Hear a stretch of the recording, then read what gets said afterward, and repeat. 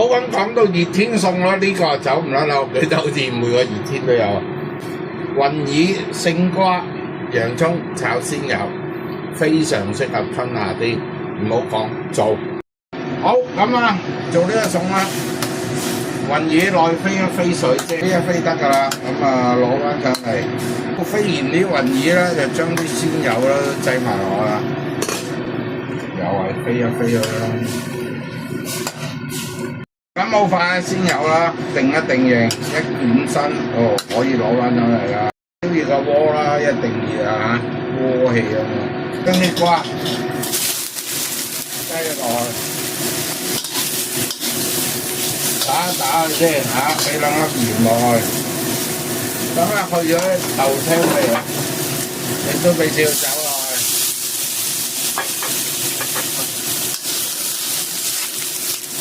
落去，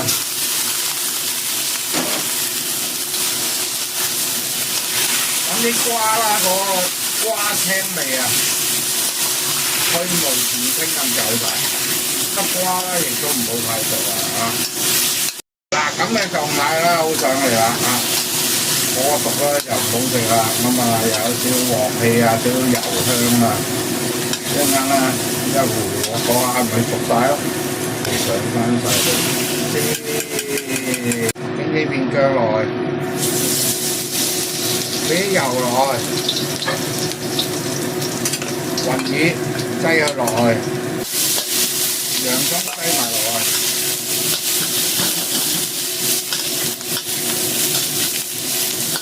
亦都將啲蒜蓉啊、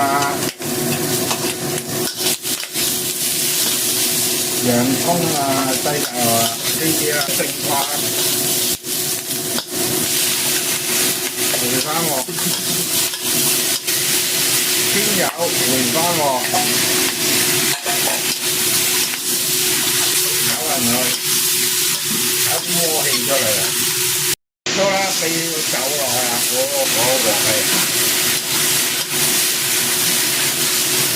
好，咁啊，亦都咧將一個碗上邊啊，呢個一早教好啊，詳細係用啲咩咧？蠔油啊、鹽糖啊，一陣間咧會寫低喺度。好，呢條葱仔擠埋落去咧。